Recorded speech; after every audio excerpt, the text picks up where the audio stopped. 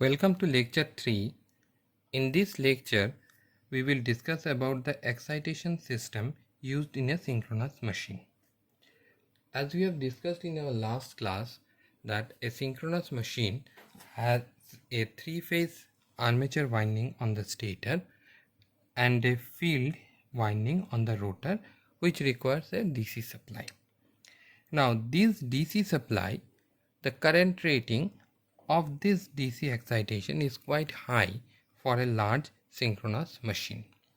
So this current is supplied from another generator. So this generator that is supplying the DC excitation to this machine, to the synchronous machine, is known as main exciter. Here in this diagram, this main exciter is shown as a DC machine. Now this main exciter can be a DC machine, can be another synchronous machine. In both the cases, this exciter will require a field excitation. If it is a DC machine, then also it will require a field current. If it is a synchronous machine, this machine will also require a field current. Now, to control the current here, that is the current that is flowing into the field of the synchronous machine, we need to control the voltage of this machine, whether it's a DC machine or a synchronous machine. So for both the cases, to control the voltage and thereby to control the current, the field current of the machine, what we do, we control this field current. We control the field current of the main exciter.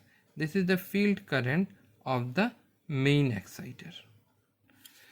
So the field current of the main exciter is controlled. This in turn controls the voltage of this machine, and which controls the field current of the synchronous generator. Now from where we get this field current? We get this field current from another generator that is known as pilot exciter. Now this is a much smaller generator. This generator is generally roughly 0.5% of rating of this one. That is, if this is 100 megawatt machine, then this will be of 500 kilowatt. Yes, this will be of 500 kilowatt, and this machine will be much smaller than this. Then for this 500 kilowatt machine we require a field current, and this field current will be supplied by this one. This is known as the pilot exciter. This is also a machine. In this diagram this is a DC machine. In this diagram this is also a DC machine. The difference is in the rating. This is 0.5% of this machine, and this is much smaller than this machine. Now if this is a DC machine, this also requires a field current. This field current is supplied from a battery source and is controlled via various control algorithm. So this machine is nothing but an amplifier. So what it does, we control a very small current here. Small current means in some tens of ampere, which in turn control this one, which is in hundreds of ampere, and which in turn control this one, which is in some thousands of ampere. So this is a way of controlling thousands of ampere using a small current here. The diagram that is shown here comprises of DC machine as exciter. The pilot exciter is a DC machine. Sorry, the main exciter is a DC machine. The pilot exciter is also a DC machine. Such an excitation system is known as DC excitation system. Apart from this DC excitation system, there can be an AC excitation system and a static excitation system. In AC excitation system, this machine, the main exciter, is a synchronous machine.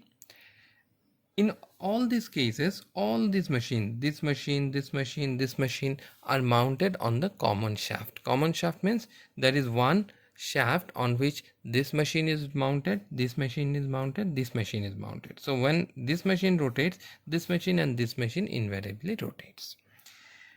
So if it is a synchronous machine, this synchronous machine will generate an AC voltage. This AC voltage is rectified and then is supplied to the rotor of this machine. So there is a rectifier required if it is a AC machine, and this rectifier is mounted on the rotor, that is, it's a rotating rectifier. Another option is that to use a brushless DC generator. Why we use a brushless DC generator or brushless machine? If we use a synchronous machine, we require a brush for feeding to the field excitation of this. Here, though it is shown like this, but these are through brushes.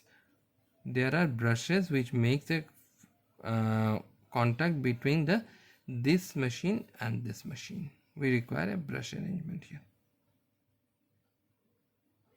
because the output is from the stator and it is feeding to the rotor, so we require a brush arrangement.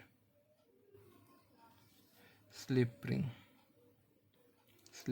and brush arrangement. So we require one slip ring here, and if it is a synchronous machine, we require another slip ring here for feeding the excitation.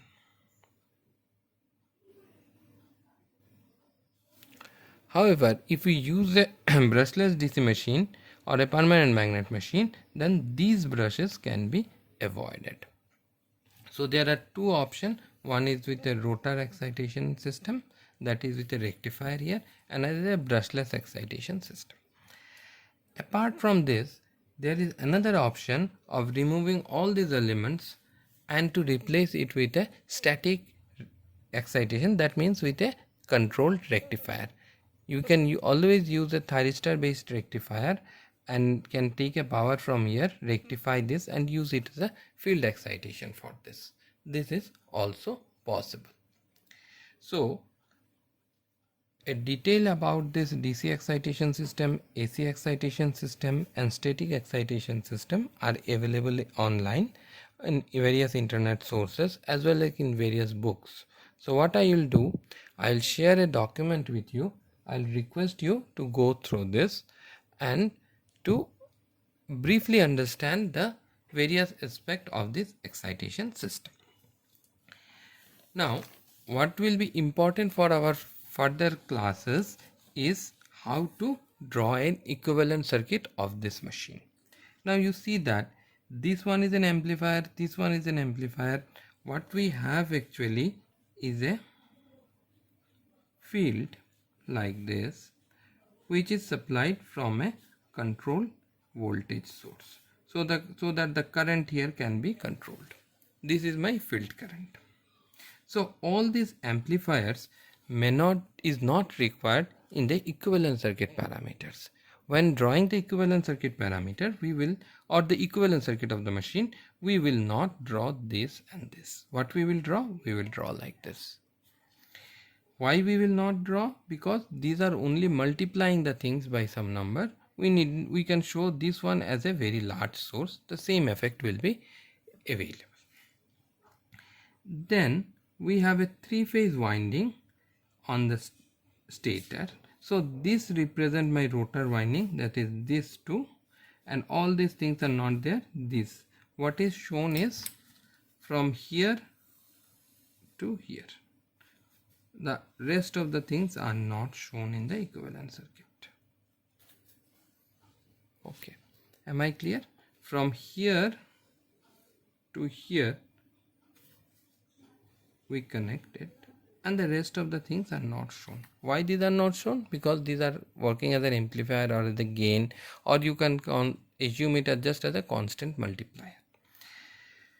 So this represents this, and this winding represents the rotor winding.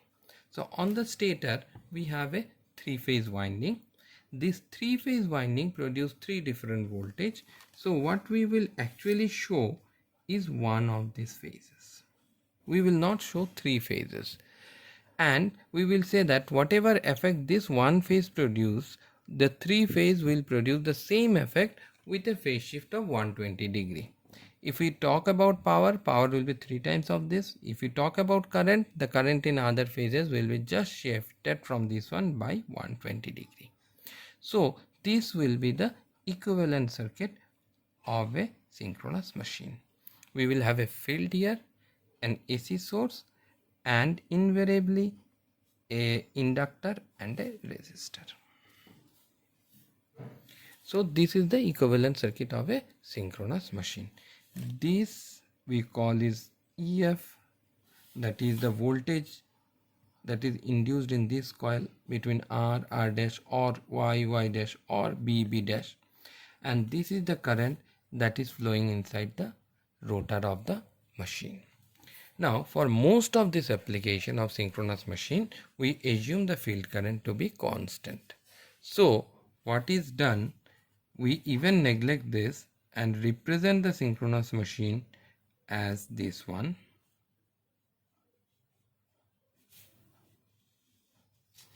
And as long as IF remain constant, the induced voltage will remain constant. If you change IF, what will happen? The flux will change. If you change flux, what will happen? If you remember our first lecture, we have said that the induced EMF is proportional to number of turns, flux, and omega. So if we keep flux to be constant, so E will remain same.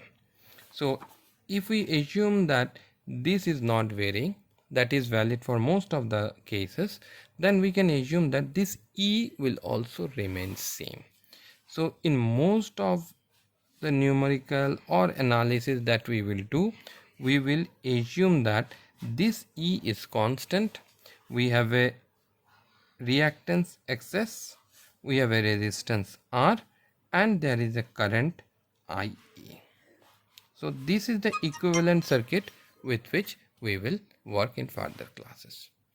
Thank you.